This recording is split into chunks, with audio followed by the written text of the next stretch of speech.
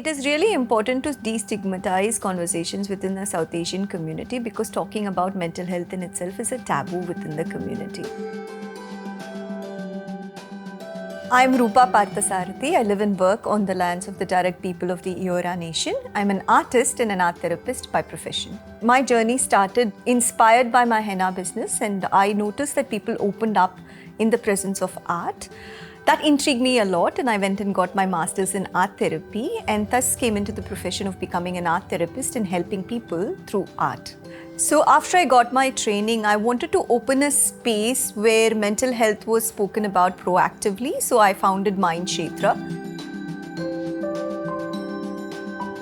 We got the keys to Mindkshetra just 3 days before the lockdown started. So to navigate that, we actually moved all the courses online and started operating through storytelling. Welcome to Mindkshetra's Keeping It Together program. We are talking about perseverance and resilience this week. During COVID, there was a general sense of dread, fear, and also an enhanced sense of loneliness and disconnection, especially after there was a ban, the traveling between India and Australia. There was this sense of disconnection with the land because suddenly there was a threat to the connection back to the culture. There is a lot of evidence and research which suggests that we are all cultural beings. Connecting ourselves to our cultural practice and being in touch with them is a great way to enhance our inner safety and also to be able to stand in our own power, to be able to connect to others. Along with acknowledging the culture we come from, it is very important to acknowledge the lands we live on and the First Nations culture. Doing so in itself is a protective factor.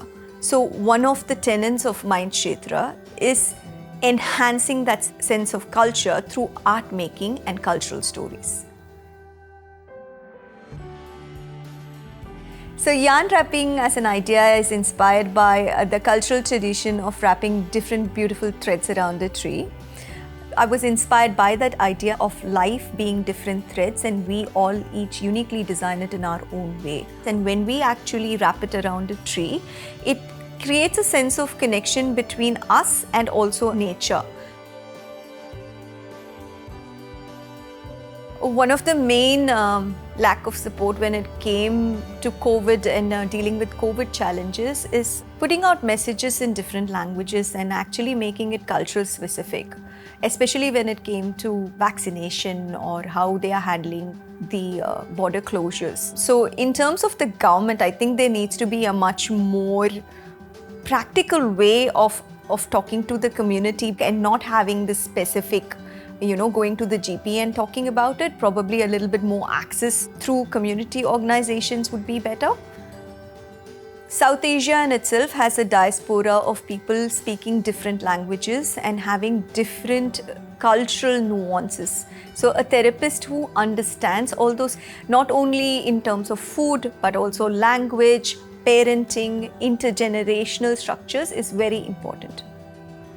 I find art therapy is a gentle way to invite the community in and a safe way to have conversations about mental health, to destigmatize the taboo which is surrounding mental illness and mental health in general.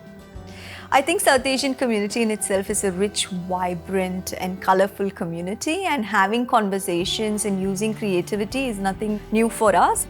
If we have a mind, we should all nurture it proactively, and we should do that by invoking our inner child and having a sense of play using art making and creativity.